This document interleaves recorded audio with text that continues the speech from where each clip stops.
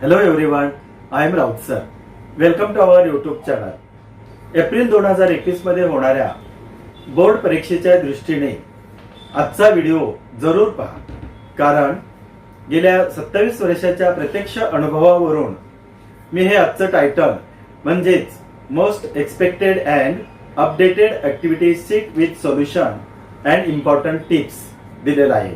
हा व्हिडिओ तुम्ही शांतपणाने ऐका, निश्चितपणे चांगल्या गुणाने पास होणार. So let us start the same activity sheet. तर मुलांनो, प्रथम आपण काही जनरल सूचना समजावून घेऊया. तर पेपर सोडवताना शक्यतो 1 by 1 म्हणजे सेक्शन वाईज जर तुम्ही सोडवलात तर इट इज बेटर. परंतु जर समजा तुम्हाला वाटत असेल की मला प्रथम सेक्शन 4 सोडवायचं आहे किंवा तिसरा सोडवायचा आहे किंवा मग 5वा सेक्शन सोडवायचा आहे, तर त्याही पद्धतीने तुम्ही सोडवू शकता. पण एक गोष्ट मात्र निश्चित लक्षात घ्या की जर समजा तुम्हाला सेक्शन 1 मध्ये लँग्वेज स्टडीजचा सोडवला आणि तिथे तुम्हाला ऑप्शन्स दिलेले आहेत की 6 आहेत, 6 पैकी कोणतेही 4 लिहायचे, मग तुम्ही 1 2 3 4 या पद्धतीने न क्रमांक टाकता जर समजा तुम्ही पहिला लिहिला आणि तुम्हाला आता 5वी ऍक्टिव्हिटी लिहायची, तर मग तिथे 5च लिहा. म्हणजे थोडक्यात काय, तर क्रम बदलू नका. आता तुम्हाला ह्या व्हिडिओमधील अक्षरे ब्लर दिसत आहेत, अस्पष्ट दिसत आहेत. मग अशा वेळी पुढील प्रमाणे सेटिंग करा. राईट साईडला कॉर्नरला जे 3 टिंब दिसत आहेत तिथे प्रेस करा, तिथून क्वालिटीवरती प्रेस करा आणि मग नंतर 480p वरती प्रेस करा. काही सेकंदातच तुम्हाला अक्षरे क्लिअर दिसू लागतील.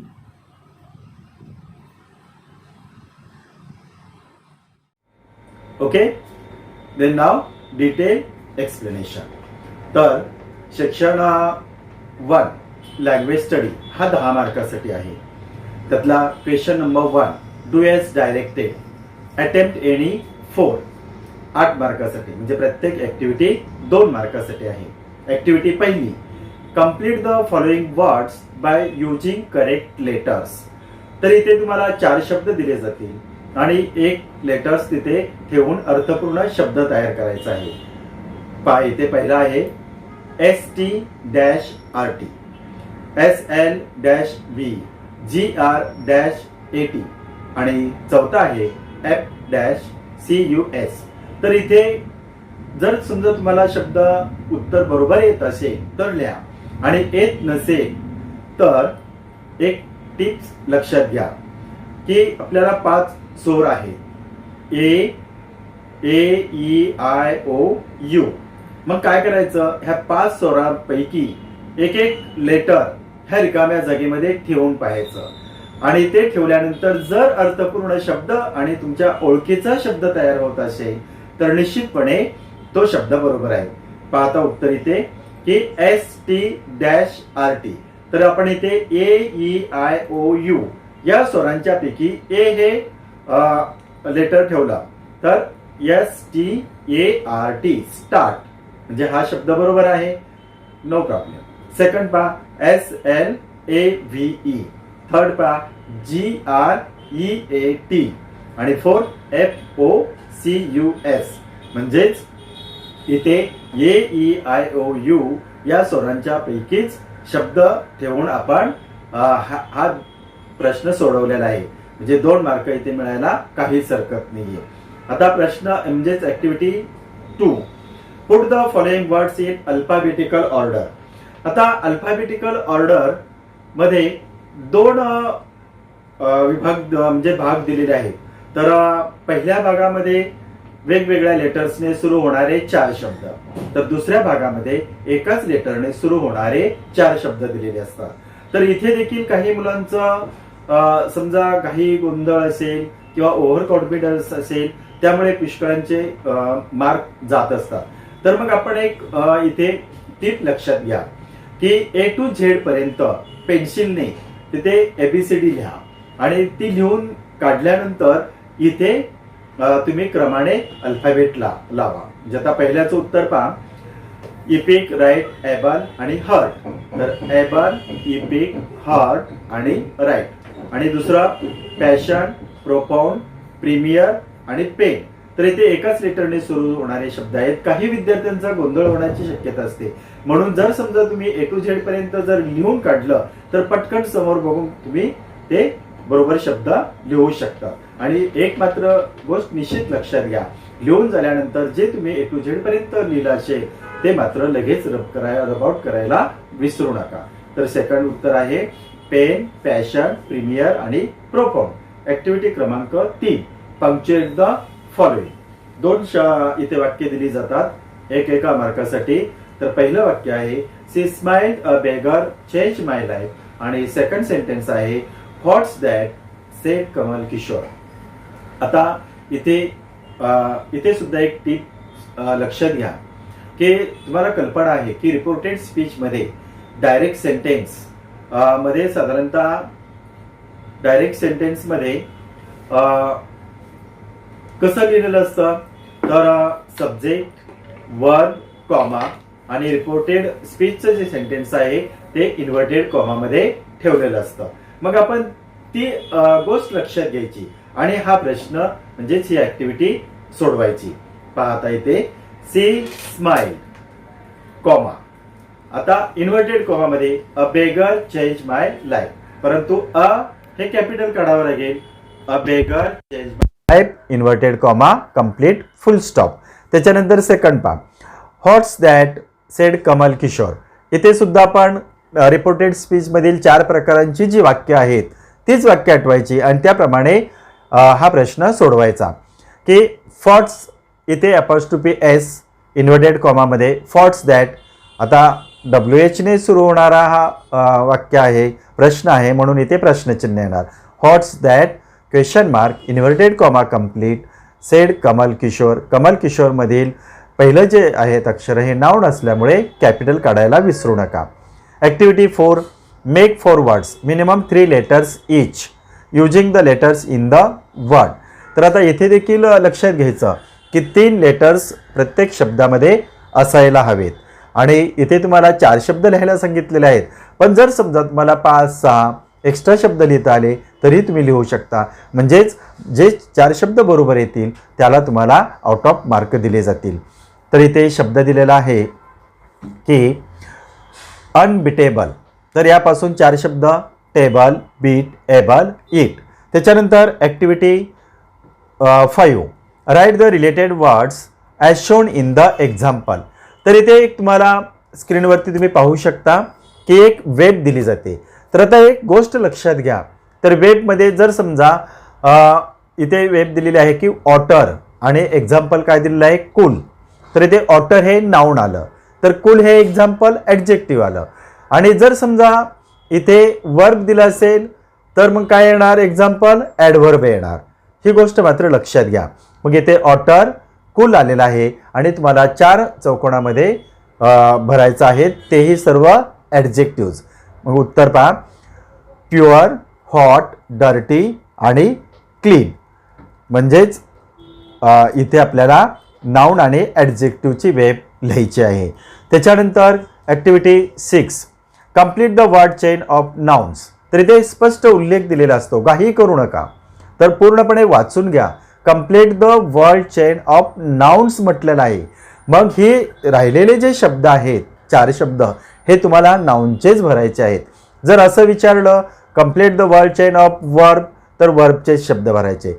ॲडजेक्टिव्हचे विचारले तर ॲडजेक्टिव्हचे शब्द भरायचे. Add 4 words beginning with the last letter of the previous word. Road, D पासून डॉल, एल पासून लॅम्प, पी पासून पॅरेट आणि टी पासून टेबल. म्हणजे हे सर्व आपण शब्द नाउनचे भरलेले आहेत. Now you can take the screenshot.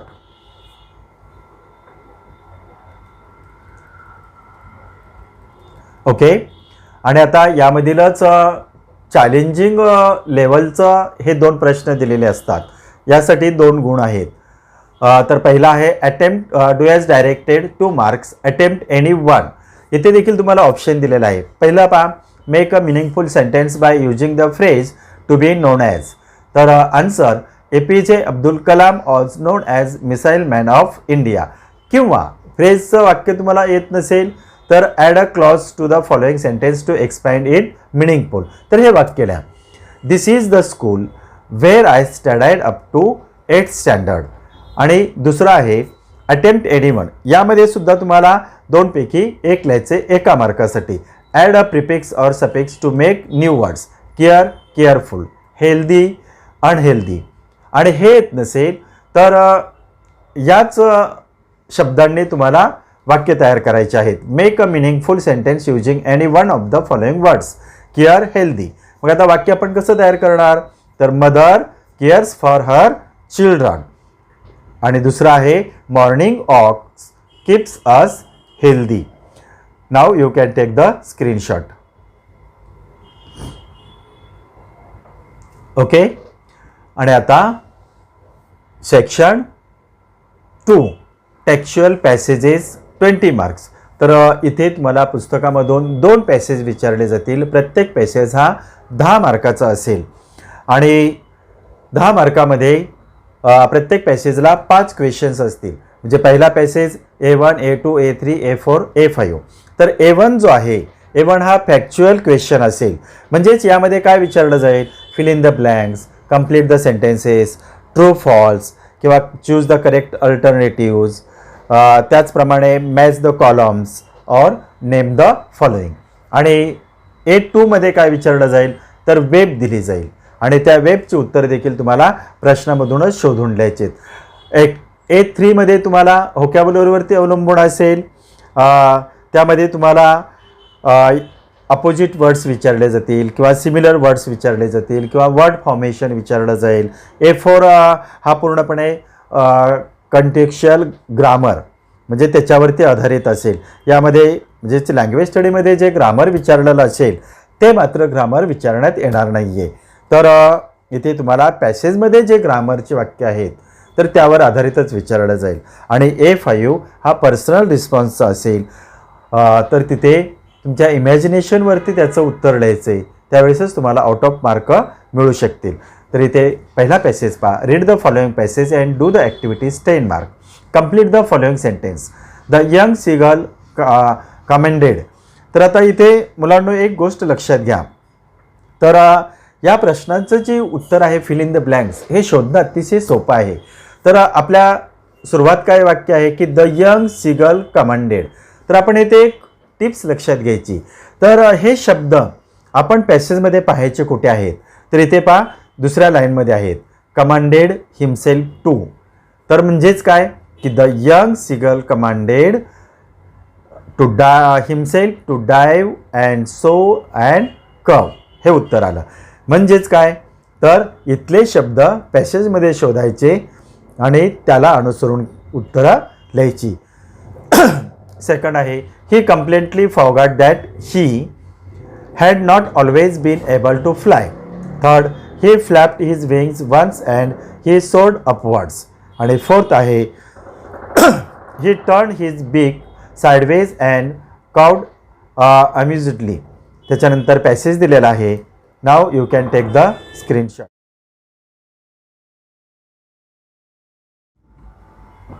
Okay. आणि आता सेकंड प्रश्न जो आहे तो वेबवरती आधारित आहे. तर तुम्ही स्क्रीनवरती पाहू शकता की ह्या वेबचे देखील उत्तरं पुष्कळ मुलं लिहित नाही आहेत कारण येत नाही म्हणून. परंतु असं करू नका कारण ह्या वेबची देखील उत्तरं तुम्हाला पॅसेजमधूनच लिहायची आहेत आणि पॅसेजमध्ये डेफिनेट सापडतात. तर इथे वेब पहा. वेबचा म्हणजे चौकोनमध्ये प्रश्न आहे की the family is welcoming to the young seagulls first flight. मग हे जे शब्द आहेत हे जे वाक्य आहे हे वाक्य पॅसेजमध्ये कुठे आहे ते पाहायचं.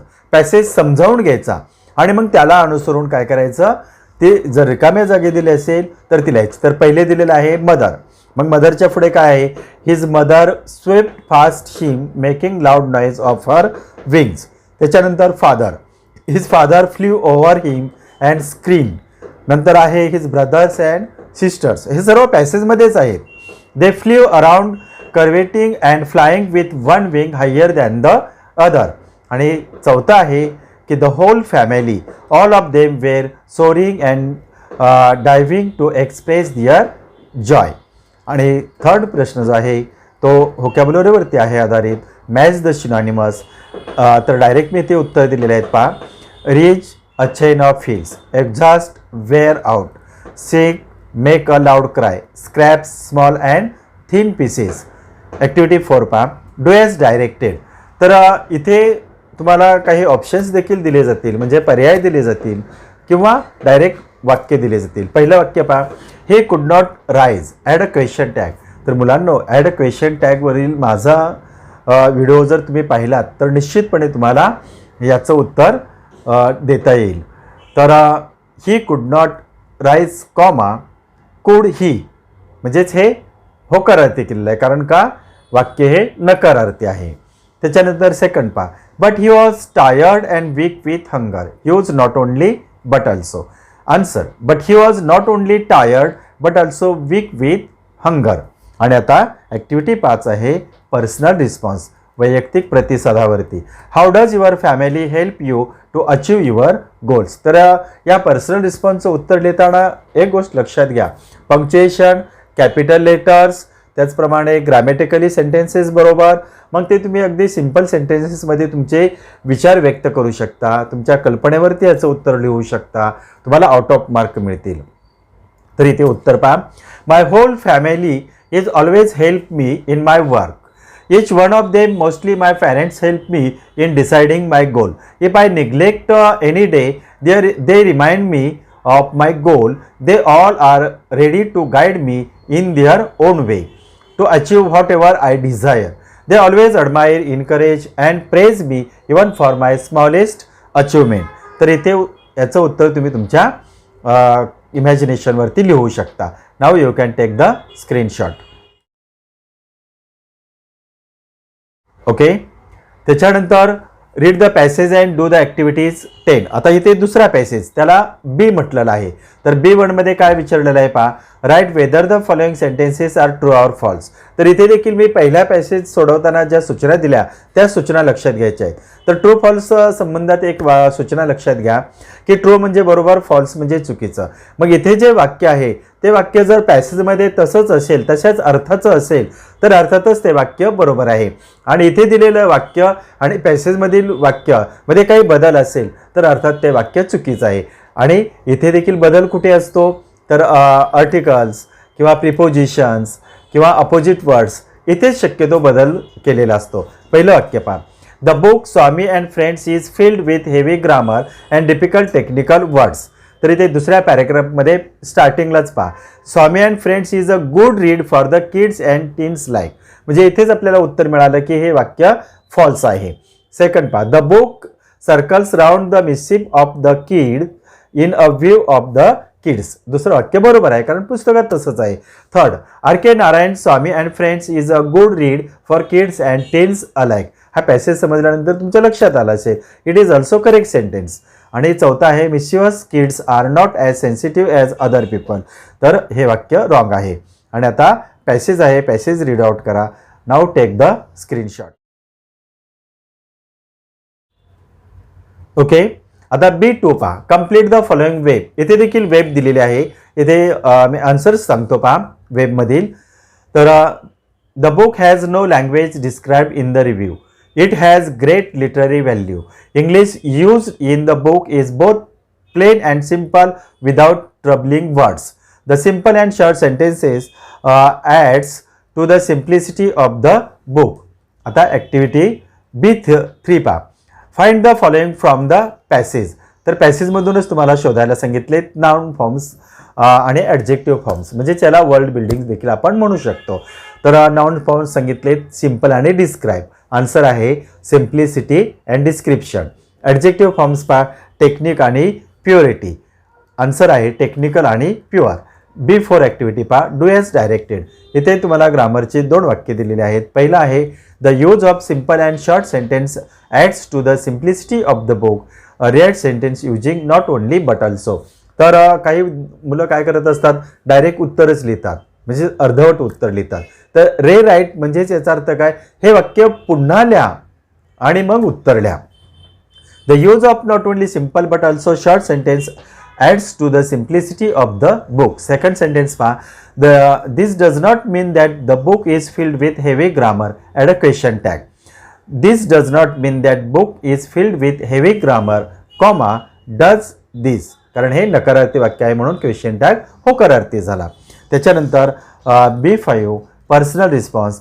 What difference do you find between the children of Swami's days and today's children? Answer आहे according to me किंवा according to my opinion is not any particular difference between the children of or Swami's days and today's children. Children are all over the world and all the times are the same. That is only difference between them, in my opinion, is that many of today's children keep themselves busy in mobiles, other gadgets and mobile games instead of playing in open space. तर आता इथे एक सूचना लक्षात घ्या की दोन्ही scene passage असेल नॉन टेक्स्चुअल पॅसेज असेल तर तो सोडवताना प्रथम माझ्या मते तुम्ही काय करायचं की जे प्रश्न दिलेले आहेत ते प्रश्न अगोदर वाचून घ्यायचे आणि मग नंतर पॅसेज वाचायचा. म्हणजे तुम्हाला एक आयडिया मिळून जाते की या प्रश्नाचं उत्तर साधारणतः पॅसेजच्या पहिल्या दुसऱ्या पॅरेग्राफमध्ये आहे किंवा चौथ्या पाचव्या ओळीमध्ये आहे. म्हणजे तुम्हाला पटकन उत्तरं लिहिता येतात. Now you can take the screenshot. Okay. आता section third poetry. Poetry section हा 10 मार्कासाठी आहे. ह्याच्यावरती 5 मार्कासाठी तुम्हाला एक स्टॅन्झा दिला जाईल, कविता एक्स्ट्रॅक्ट दिला जातील आणि त्याच्यानंतर त्याच्यावरती 3 प्रश्न असतील. तर याच्यामध्ये देखील तुम्हाला फॅक्च्युअल, कॉम्प्लेक्स आणि पोएटिक डिव्हाइसवरती प्रश्न विचारले जातील. तर इथे कविता पूर्णपणे व्यवस्थित वाचून घ्या कारण पहिल्या आणि दुसऱ्या प्रश्नाचं उत्तर हे ह्या कवितेमध्येच आहे. पहा, read the following stanzas and do the activities 5 marks. A1 complete the following lines with help of the poem. तर इथे फिल इन द ब्लँक्स आपण जसं पॅसेजमध्ये पाहिलं त्याच पद्धतीने ते जिथे तुम्हाला फिल इन द ब्लँक्सचे वाक्य असतील तर ते वाक्य निश्चितपणे त्याच पॅसेजमध्ये किंवा कवितेमध्ये असतात. पहिलं पहा, the child wants to sow moons of light from. मग आता ह्याचं उत्तर आहे की moons of light from the city to his village on the sides of the path. Second आहे, according to the child the route of his village is tough and full of snakes and scorpions. Third pa, the poet wants to show many small moons of light. And fourth आहे, the whole village goes to the city daily to work. You can take the screenshot now. Okay. आता activity 2 pa, what does the poet wish to get from the moon and why? Answer pa, the poet wishes to get basketful or 2 baskets of moonlight from the moon so that he can sow the seeds of moonlight to light the dark path from the city to his village. आणि आता तिसरी activity आहे poetic डिव्हाइसवरती आधारित. Pick out the examples of alliteration and repetition from the extract. Answer पहा, अलिट्रेशनचं example पहा की O moon give me moonlight basketful और 2 बास्केटफुल. दूसरा है repetition example, I want to sow small moons of light. Now you can take the screenshot. Okay. आणि B appreciation of the poem हे 5 मार्काला विचारलं जातं आणि हमखास तुम्हाला हे 5 पैकी 5 मार्क मिळू शकतात. परंतु काही गोष्टी फक्त लक्षात घ्या की इथे पहिला आहे की तुम्हाला टायटल लिहायचं आहे. टायटल ऑलरेडी दिलेलं असतं की द वर्ल्ड इज माइंड. तर ते कॅपिटल लेटर्स किंवा सिंगल इन्व्हर्टेड कॉमा असेल तर तो म्हणजे जसं टायटल दिलेलं असेल तसंच लिहा. त्याच्यानंतर दुसरं आहे नेम ऑफ द पोएट. हे कवितेचा संपल्यानंतर शेवटी दिलेलं असतं तर ते देखील कॅपिटल लेटर्स वगैरे जसं आहे त्या पद्धतीने लिहा. आणि त्याच्यानंतर थर्ड आहे इथे टायटल आहे आपलं की the world is mind. Name of the poet आहे द जॉय लवलेट क्रॉफोर्ड. आणि आता राईम स्कीम. तर इथे राईम स्कीम किंवा रायमिंग वर्ड्स, रायमिंग पेयर्स हे देखील विचारू शकतात. तर मोस्टली राईम स्कीम विचारली जाते. तर राईम स्कीम लिहिताना एक गोष्ट लक्षात घ्या की राईम स्कीम जर समजा तुम्हाला येत नसेल तर मी थोडक्यात सांगतो, ऐका की इथे द वर्ड इज माइंड. या कवितेमधील राईम स्कीम आपण किंवा रायमिंग पेअर्स हे कवितेच्या ओळीच्या शेवटच्या शब्दापासूनच घेत असतो, मधून घ्यायचे नसतात. तर आता ह्या कवितेचे शेवटचे शब्द ऐका कोणते आहेत. तर पहिला आहे फिअर, हिअर आहे. दुसरा फिअर, असाय, आईल आहे, वाईन आहे आणि माइन आहे. तर आता राईम स्कीम कशी द्यायची. तर पहिला कोणता आहे, हिअर. तर हिअरला आपण काय दिलं, अल्फाबेट ए दिला. त्याच्यानंतर फिअर म्हणजे हिअर फिअर रायमिंग पेअर्स आहे, म्हणजेच इथे देखील अल्फाबेट काय येणार, एच येणार. त्याच्यानंतर थर्ड आहे की आईल म्हणजेच एस हा सायलेंट आहे आणि वाईन. मग आता आईल हा पहिल्या दोन ह्याच्यावरती राईम करू शकत नाही म्हणून त्याला आपण दुसरा कोणता दिला, बी दिला. मग त्याच्यानंतर वाईन हा अलायला रायमिंग करू शकत नाही म्हणून त्याला आपण सी दिला, म्हणजेच वाईन माइन. म्हणजे हे दोन्ही रायमिंग पेअर्स आहेत. मग वाईनला जर आपण सी दिलेला आहे तर माइनला देखील आपण सीच देणार आहोत. मग रायमिंग स्कीम कशी झाली पहा, ए बी सी सी. ठीक आहे. आता दुसऱ्या स्टँजा पहा, म्हणजे तुमच्या आणखी लक्षात येईल की दुसऱ्या स्टँजामधील शेवटचे शब्द आहेत sweets, charm, harm, kind, blind, wine, mine.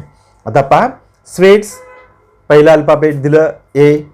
त्याच्यानंतर charm, sweet charm rhyme pairs होऊ शकते का, नाही, म्हणून आपण चार्मला काय केलं, बी दिलं. म्हणजे पहा, स्वीट्सला ए दिलं, चार्मला बी दिलं. त्याच्यानंतर हार्म, मग चार्म आणि हार्म रायमिंग पेअर्स होऊ शकते. मग चार्मला आपण कोणतं दिलेलं आहे, अल्फाबेट बी, म्हणून आपण हार्मला देखील काय दिलं, बी दिलं. त्याच्यानंतर काइंड सी. त्याच्यानंतर काइंडला ब्लाइंड आहे रायमिंग पेअर्स म्हणून त्याला सी दिलं. त्याच्यानंतर वाईन आणि माइनला डी डी दिलं. म्हणजेच इथे रायमिंग स्कीम काय झाली, A B B C C D D. तर या पद्धतीने रायमिंग स्कीमला इथे आपण पाहूया की first and fourth stanza rhyming scheme are is A B C C. Second stanza A B B C C D D आणि थर्ड स्टँजा आहे ए बी सी सी. आणि नंतर आहे तुम्हाला फिगर ऑफ स्पीच. तर फिगर ऑफ स्पीच एनीवन सांगितलेलं आहे. तर इथे आहे फिगर ऑफ स्पीच अपॉस्ट्रोफी आणि इन्व्हर्शन. तर अपॉस्ट्रोफीचं एक्झाम्पल आहे O God forgive me when I why. आणि इन्व्हर्शनचं एक्झाम्पल आहे I saw a very beautiful girl about a bus today. तर आता इथे एक लक्षात घ्या की माझ्या दृष्टिकोनातून कोणतीही कविता आली आणि तुम्हाला फिगर ऑफ स्पीच लिहायला विचारलंच जातं तर तिथे तुम्ही अलाइट्रेशन हे लिहू शकता, कारण अलाइट्रेशन हे सर्व कवितेला फिगर ऑफ स्पीच येत आहे. ओके. त्याच्यानंतर आपण नेक्स्ट पाहूया की सेंट्रल आयडिया आणि थीम ही कशा पद्धतीने लिहायची. तर हे तुम्ही तुमच्या भाषेत विदाऊट ग्रामॅटिकल मिस्टेक करता साध्या सोप्या वाक्यामध्ये लिहिलीत तर तुम्हाला आउट ऑफ मार्क निश्चितपणे मिळू शकतात. तर इथे सेंट्रल आयडिया पहा, you must count your blessing rather than complain about the things which you think. When you are thankful to God for all the good things you are endowed with, then the world and its joy are yours. Then you cherish the things which you often take for granted and find no reason for complaining. Now you can take the screenshot.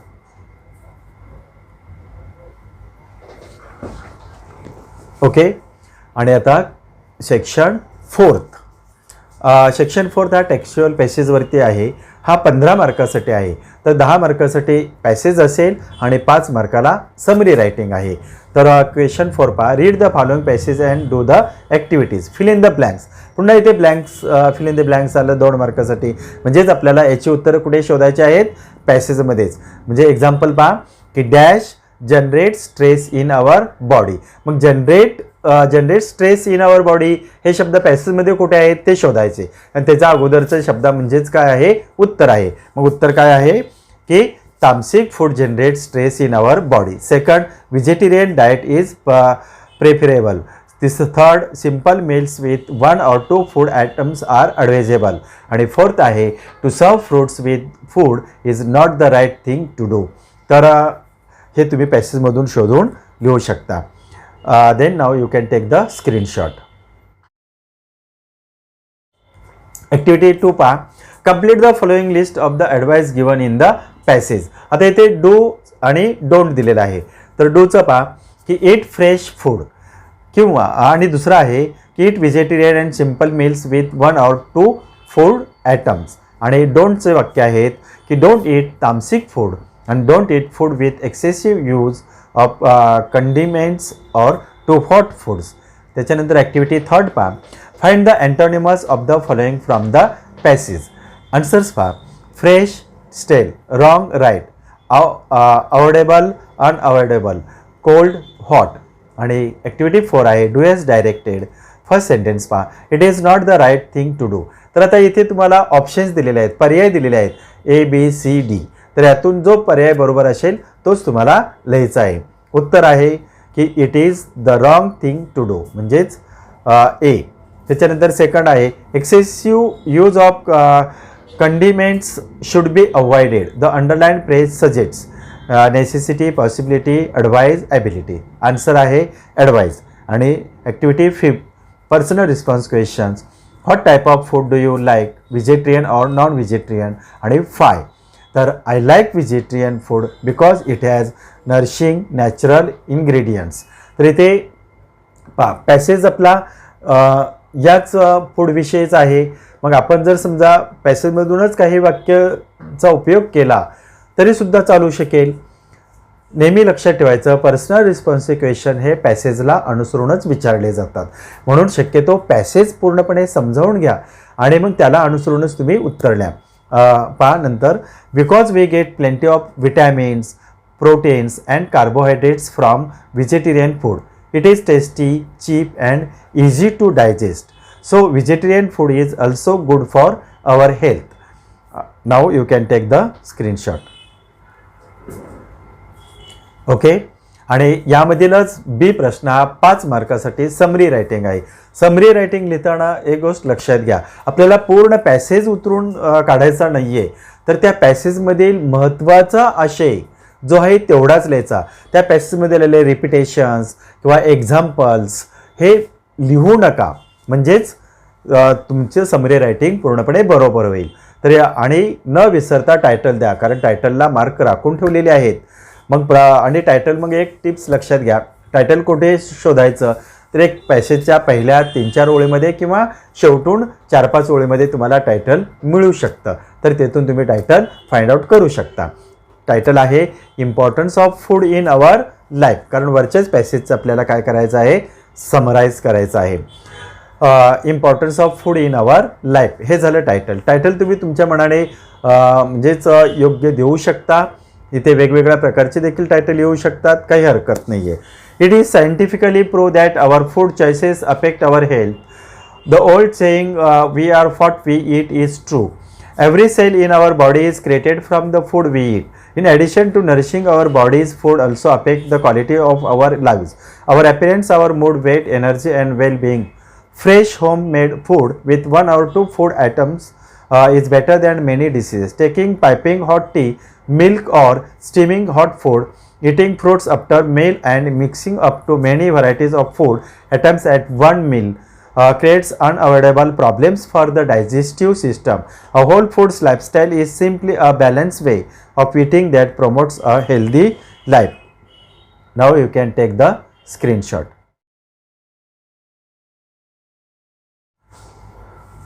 Okay. तर इथे आता पूर्ण activity seat विषयी आपण चर्चा करणार आहोत, परंतु ते पार्ट सेकंडमध्ये. तर हा पार्ट फर्स्ट होता. पार्ट सेकंडमध्ये तुम्हाला रायटिंग स्किल विथ एक्झाम्पल्स डिटेल्समध्ये मी एक्सप्लेन केलेलं आहे. तर ते तुम्ही निश्चित पहा. आणि हा पार्ट 1 जो आहे हा 1-2 वेळा तरी कमीत कमी तुम्ही रिवाईज करा, म्हणजे तुम्हाला पूर्णपणे प्रश्नांची उत्तरं कशी लिहायची ते समजेल. Now you have understand this video, then press the like button. Any suggestions, comments, comment in comment box. Share this video with everyone. Make sure you have subscribed the channel and press bell icon to get notification of the next videos. Thank you.